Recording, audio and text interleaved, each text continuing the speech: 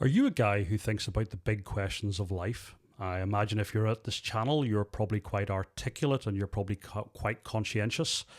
And over the years, I expect that you've probably reached some pretty firm opinions on some really quite challenging topics. Have you ever had the circumstance, though, where suddenly you're at work or maybe there's like a social event and you're put in a spot and maybe you've been riffing a bit about something or hinting at something that you've thought about, and maybe the conversation turns awkward and someone looks at you and says, what do you mean by that? And then you're asked to explain yourself. And you suddenly then start to give account, and then it happens again. You know that feeling. The mind starts flooding, the body heats up, the heart races, and your voice starts to crack. You're like, and something half baked, half garbled comes out, and it's probably not even close to what you wanted to say. In fact, you've probably really restrained yourself back in, but you have said something fairly incoherent that's probably confused the people more than what you wanted to. And you walk away and you think, what on earth just happened here? I know this topic, I've thought about this topic, and I should have been able to explain it carefully. And then you'll spend the rest of the night or the day or whatever it is revisiting, doing a post-mortem on the entire episode, thinking, how did I fumble this so badly? So today, as part of what we're going to do, I want to talk about oral fluency under stress. And it is a challenge that many intuitive and self-aware men struggle with. So if you have experienced what I've described, I'm going to tell you, you're not alone. And there's no other way to say this. And if you've experienced it, you know this. It really hurts. It's quite bruising to the ego. And I would have to admit, it's happened to me over the years more often than I would like. And because it has, I started looking into it to get a handle on it, to see what it was about. Because when it goes badly wrong, we walk away beating ourselves up. And we will then say, or make the mistake saying, I must have lacked confidence in the moment, or I'm stupid, why can't I do this? And here's the really confusing part that really gets to the heart of it for me, because I can point to plenty of moments where I have held a room, I have been able to have my thinking landing, and I know that the insight that I provide matters. So what's happened? Well, the first thing to say, obviously, as we touched on there, you're not stupid. What's happening is just how your brain responds under certain types of pressure. You've experienced something called cognitive overload under social gaze.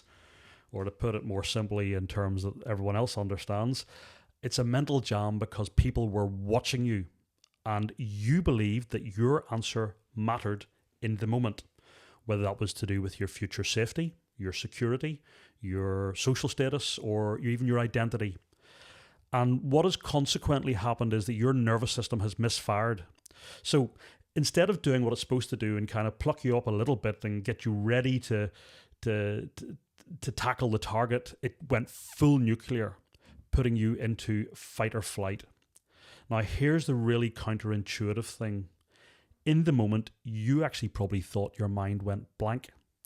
I'd say it's probably the opposite of what's happening. It's almost like too much arrives at once.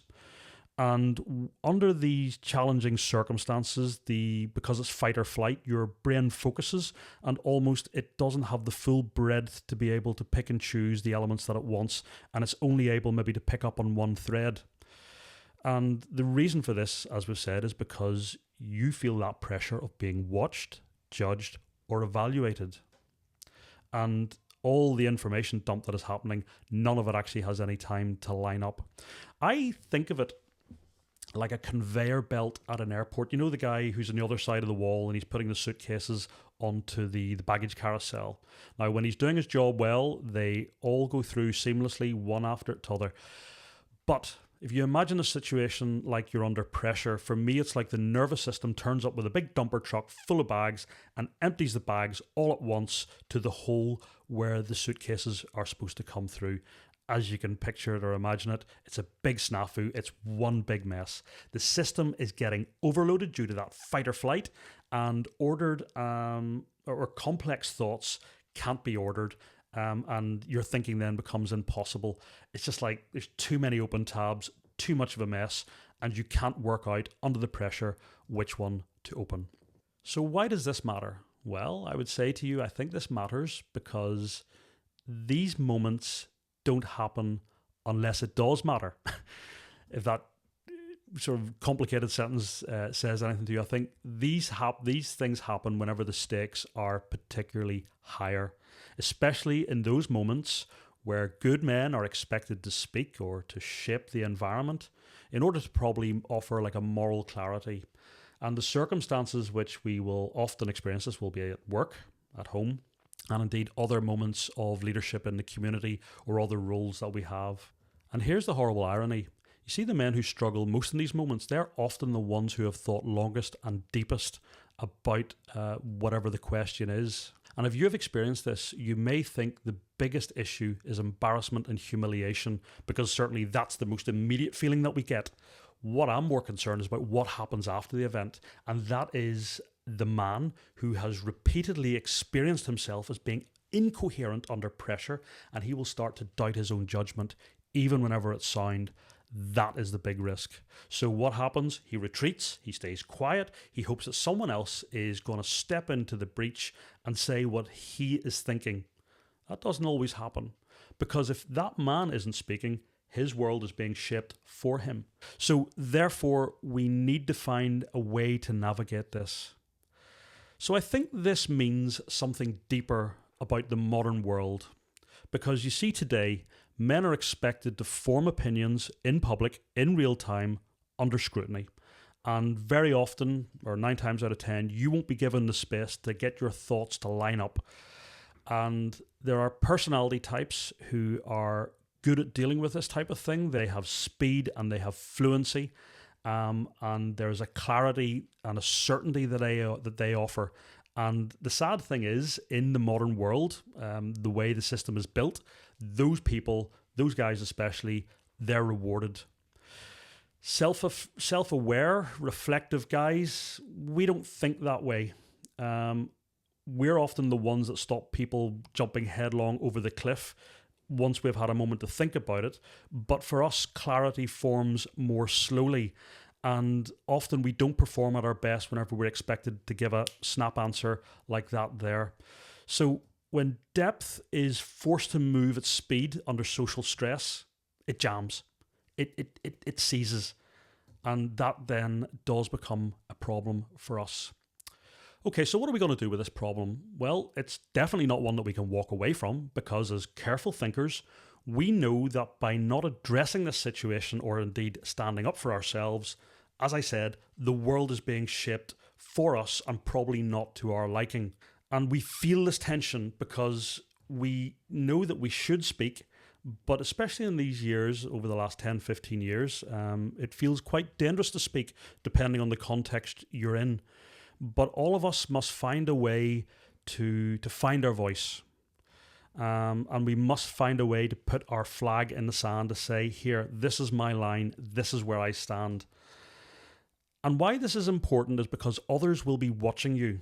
They mightn't be saying anything, but courage is contagious. And they might be persuaded by an act of courage. And while nothing will be said in the moment, there will be a newfound respect for you. Don't necessarily even expect them to say they respect you, but people will respect those that put boundaries in place and say what is important or what needs to be said.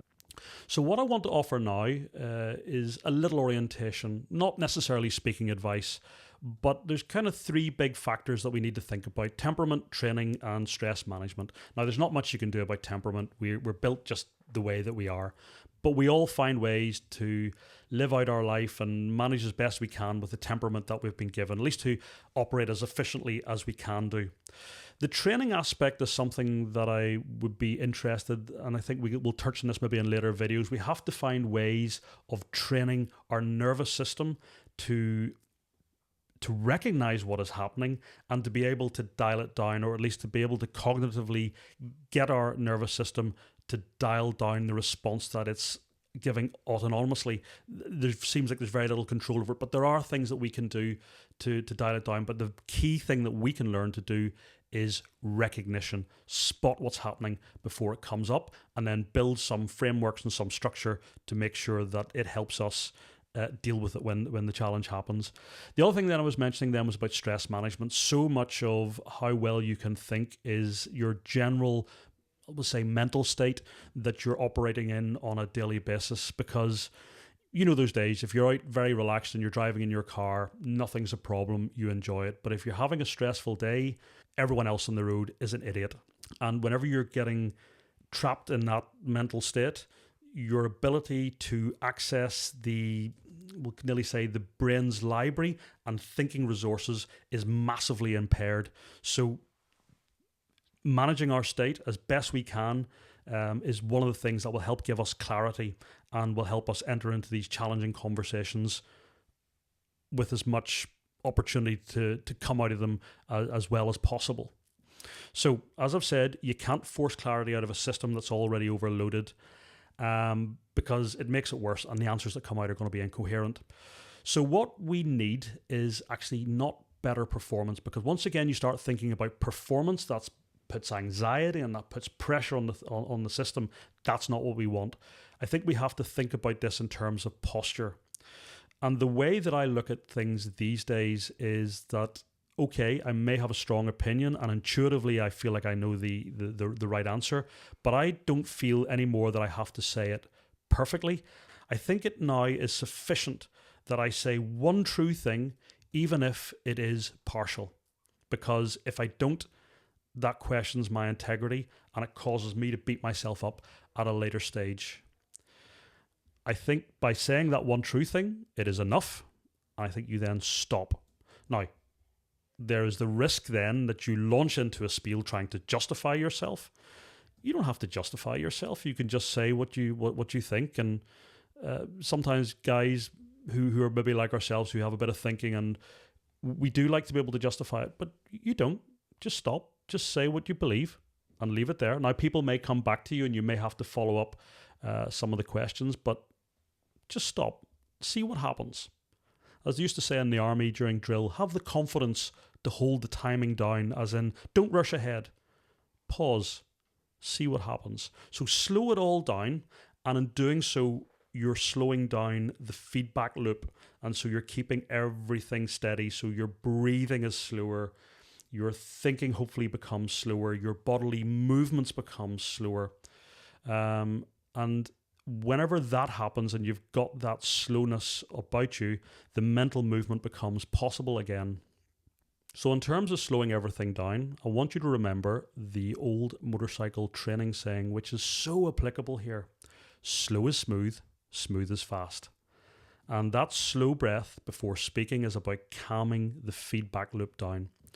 And it's a way of telling the nervous system that there's no emergency here. And one of the ways that I'll do it, for example, I feel that someone's talking about something contentious and I feel that I need to say something. What I'll do is I'll take that breath and I'll find my moment, and I won't launch straight in. I'll say, I need to challenge something here, or I disagree with that. And then what I'll do then is